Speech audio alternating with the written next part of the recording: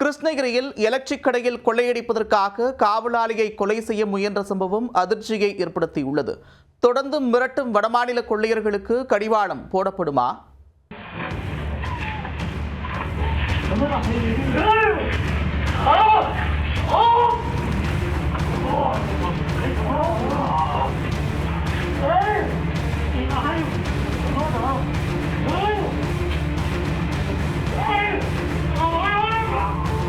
சாலை ஓரம் உள்ள எலக்ட்ரிக்கல் கடையில் கைவரிசை காட்டுவதற்கு தடையாக இருந்த காவலாளியை தீர்த்து கட்ட முயன்ற சிசிடிவி காட்சி வெளியாகி பதைவதைக்க வைத்துள்ளது. சத்தம் கேட்டு அருகில் இருந்தவர்கள் வந்ததும் கொள்ளை கும்பல் தலைதெறிக்க ஓடி உள்ளது. தப்பி ஓடிய கொள்ளையர்கள் சிக்குவார்களா? கிருஷ்ணகிரி மாவட்டம் பர்கூர் அடுத்த மாதேப்பள்ளியில் சாலை ஓரம் எலக்ட்ரிக்கல் கடை ஒன்று இயங்கி வருகிறது. இரவில் வழக்கம்போல் கடையை பூட்டிவிட்டு அதன் உரிமையாளர் பிரகாஷ் வீட்டிற்கு சென்றுள்ளார். இதையடுத்து 65 வயதான திம்மராயன் என்ற காவலாளி கடையின் வெளியில் அமர்ந்துள்ளார். திடீரென நள்ளிரவில் கார் ஒன்றில் 6 பேர் கொண்ட கும்பல் இறங்கியுள்ளது.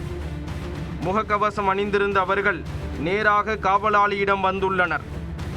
அப்போது அவர் போர்வையை போர்த்தியவாறு அசந்து தூங்கிக் கொண்டிருந்தார். அவரை சுற்றி வளைத்த மர்ம நபர்கள் காவலாளியை என்ன செய்யலாம் என்று திட்டமிட்டுள்ளனர். பின்னர் அவரை கொலை செய்துவிட்டு எலக்ட்ரிக் பொருட்களை கொள்ளையடிக்க சதி திட்டம் தீட்டியுள்ளனர்.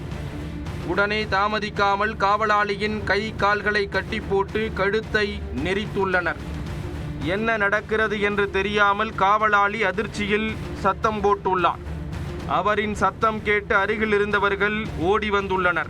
ஆபத்தை உணர்ந்த கொள்ளையர்கள் காவலாளியை அப்படியே விட்டுவிட்டு தாங்கள் வந்த காரில் ஏறி தப்பி ஓடி உள்ளனர். இது குறித்து கந்திக்குப்பம் காவல் நிலையத்தில் புகார் அளிக்கப்பட்டுள்ளது. புகாரின் பேரில் வழக்கு பதிவு செய்த போலீசார் சம்பவ இடத்தில் உள்ள சிசிடிவி கேமரா காட்சிகளை ஆய்வு செய்து விசாரணையை தீவிரப்படுத்தினர்.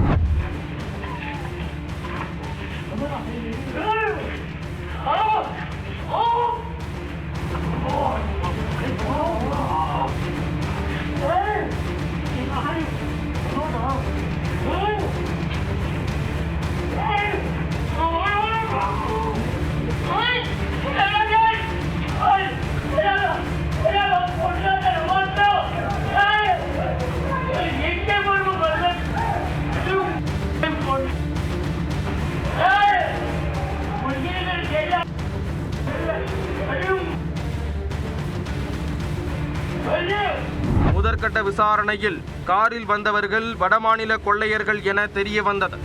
காவலாளியை கொலை செய்துவிட்டு கடையில் உள்ள எலக்ட்ரிக் பொருட்களை கொள்ளையடிக்க முயன்றதும் அம்பலமாகியுள்ளது.